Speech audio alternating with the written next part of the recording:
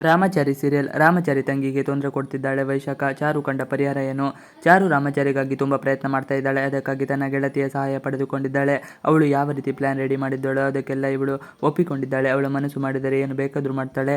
ಚಾರು ತುಂಬ ಧೈರ್ಯವಂತೆ ಅನ್ನೋದು ಈ ಸಂದರ್ಭದಲ್ಲಿ ಸಾಬೀತಾಗಿದೆ.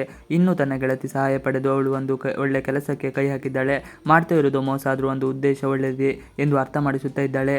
ಈಗ ನೀನು ರಾಮಚಾರಿ ಬಿಡುಗಡೆ ಮಾಡಿದ್ರೆ ಮುಂದೆ ಅವನ ತಮ್ಮನ ಕತೆ ಏನು ಅಂತ ಗೆಳತಿ ಪ್ರಶ್ನೆ ಮಾಡ್ತಾಳೆ. ಆ ಬಗ್ಗೆ ನಾನು ಇನ್ನೂ ಹೆಚ್ಚಾಗಿ ಯೋಚನೆ ಮಾಡಿಲ್ಲ. ಅದಕ್ಕೆಲ್ಲ ರಾಮಚಾರಿ ಹೊರಗಡೆ ಬರಬೇಕು ಎನ್ನುತ್ತಾಳೆ.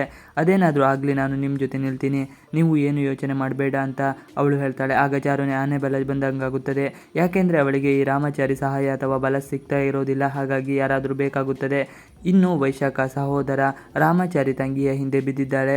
ಅವಳಿಗೆ ತುಂಬ ಭಯವಾಗಿದೆ. ಅವನು ಏನು ಮಾತಾಡಬೇಕು ಅಂತ ಅವಳ ಹಿಂದೆ ಬರ್ತಾನೆ ಇದ್ದಾನೆ. ಹಿಂದೆ ತಿರುಗಿ ನೋಡಿದ ಹಾಗೆ ಅವನು ಭಯ ದುಪ್ಪಟ್ಟಾಗ್ತಾ ಇದೆ. ಅರೆ, ಇವನು ಯಾರಿರಬಹುದು? ಆಗಿಂದ ನನ್ನ ಹಿಂದೆನೇ ಬರ್ತಾ ಇದ್ದಾನಲ್ಲ, ಯಾಕೆ ಈ ರೀತಿ ಮಾಡ್ತಾ ಇದ್ದಾನೆ? ನಾನಾದರೂ ಈಗ ಏನು ಮಾಡಲಿ? ಸುಮ್ಮನೆ ಇಲ್ಲಿಂದ ಓಡಿ ಹೋಗ್ತಾ ಅಂತ ಮನಸ್ಸಿನಲ್ಲಿ ಯೋಚನೆ ಮಾಡುತ್ತಾಳೆ. ಜೋರಾಗಿ ನಡೆಯಲು ಆರಂಭ ಮಾಡಿದ್ದಾಳೆ. ರಾಮಚಾರಿಗೆ ಗಾಯ ಆದಂತೆ ನಾಟಕ ಮಾಡಬೇಕು ಎಂದು ಚಾರು ಹೇಳಿದ ಕಾರಣ ಅವನು ನಾಟಕ ಮಾಡ್ತಾ ಇದ್ದಾನೆ ಅಂತಲೇ ಇನ್ನೊಬ್ಬ ಕೈದಿ ಅಂದುಕೊಂಡಿದ್ದಾನೆ. ಆದರೆ ಅಲ್ಲಿ ಆಗಿದ್ದೇ ಬೇರೆ. ರಾಮಚಾರಿ ತಲೆಗೆ ಬಲವಾದ ಪೆಟ್ಟು ಬಿದ್ದಿದೆ. ಅವನು ತುಂಬ ನೋವಿನಲ್ಲಿದ್ದಾನೆ.